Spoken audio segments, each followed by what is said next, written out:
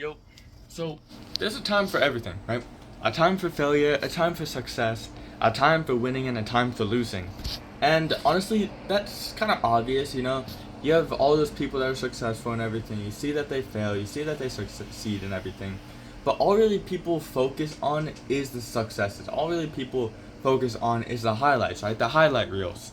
And the other day when I was on YouTube and I was trying to watch some like soccer movement to be able to practice that, get those internalized so whenever I'm playing on the pitch, I can kind of replicate those, right? I came across this like one video and it was of Messi, right? And he's playing and everything. And most people when they watch Messi and everything, they're like, "Oh, dude, this is crazy. He scored that goal. No way." And they're showing like all these moves where he's going and dribbling between people. Mink, mink, mink, boom, and he goes and scores a goal and everything. But in this video, instead of focusing on every single goal that he's made, and it's the focus of the video wasn't on his like failures or his misses, but for like the first time, I actually saw a video rather than just focusing on every single goal he scored, it's focusing on all the attempts he made. And dude, it's crazy because I feel like it's so common to think, alright, yeah, we have to get our goal, or like whenever we're trying to put output, we have to be able to succeed 100% of the time, right? And when we're succeeding, we need it to be like perfect succession or whatever the word may be. But in watching this, I'm seeing this dude miss like 6 or 7 times in the match, but yet he still goes and attacks the goal every single time. He'll like go for the through pass, or he'll dribble through and then try and score the goal, right? It's not that he's just having one attempt on the goal, or he's trying to get this perfect situation, or he fails and he gives up and loses all confidence. No, he just keeps going for it. And I find that fascinating because of the fact that I keep trying to be perfect in my approach, or whenever I get met with failure, I get really stressed out.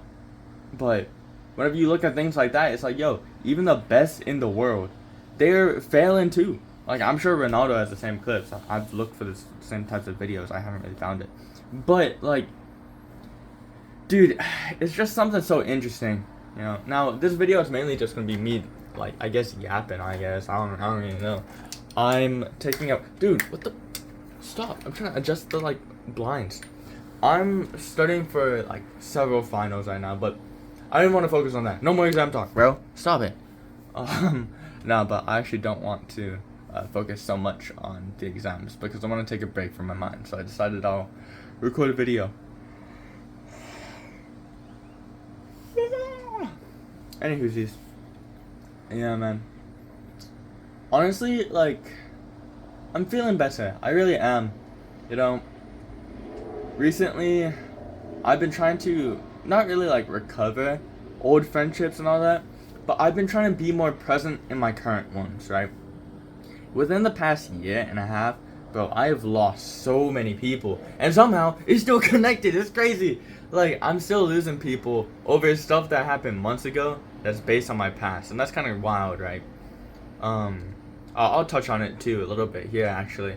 I made this one video a while ago, and the entire video corrupted, and I was so disappointed because it was so good. But the overarching idea is that you shouldn't be judged upon who you are based on who you were in your past, right? You are who you currently are because you learned from it. You're on self-improvement because you realize that something that you were and something that you did before just wasn't acceptable, that you weren't happy with it and you wanted to change that.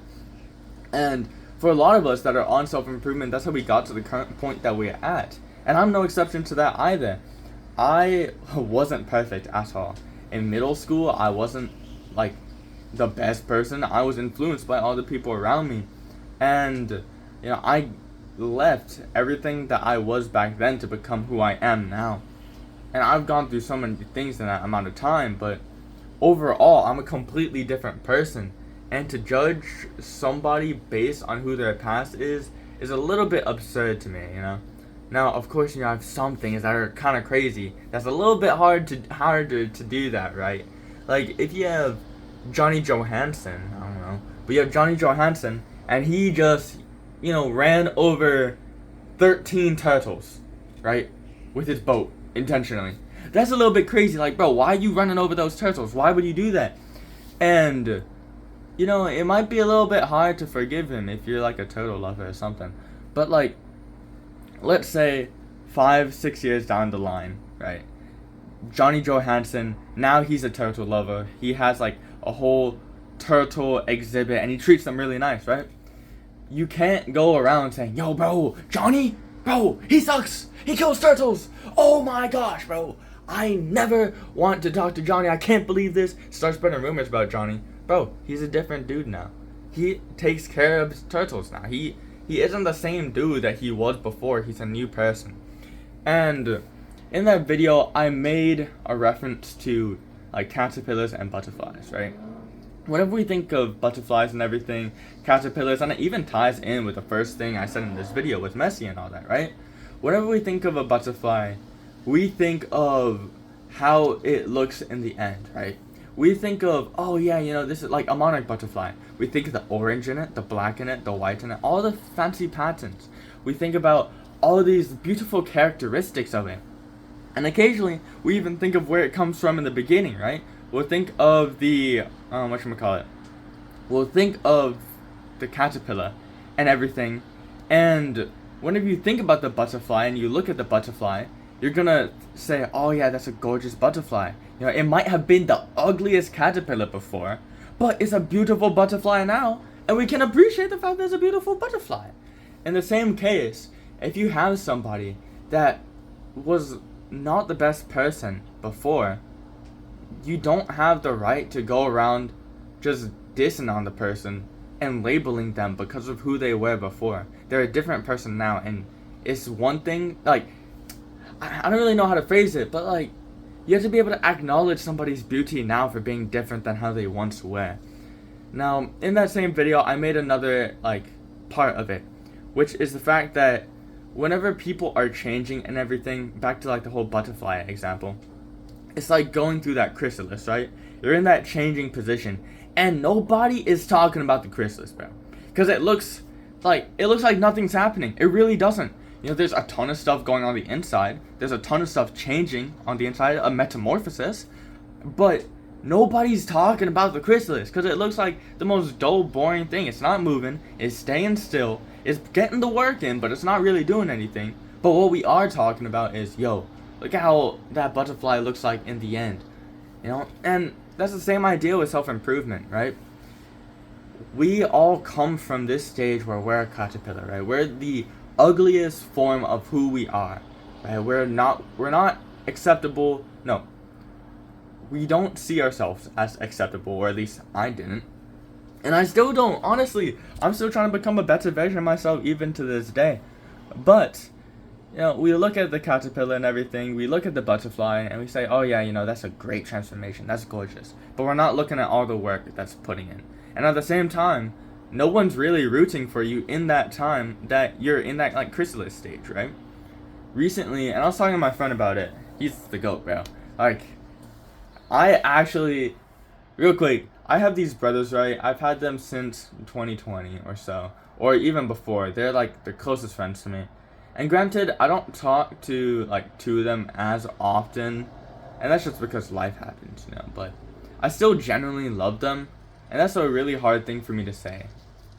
But I genuinely do, you know. They mean so much to me. They mean the world to me. And, like, man, dude, they're just fantastic people, right? But in high school, I met this other guy. And honestly, I'd go as far as to say, like, I'd consider him as my brother too, man. I love that guy. He's awesome. And, you know, I was talking to him the other day.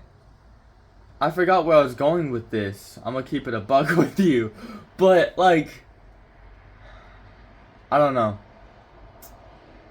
Yeah, I really don't remember where I was going with that. But, like, dude. Yeah, man. It's just, it's so lame to know that people... Oh, yeah, that's what it was. Okay, yeah.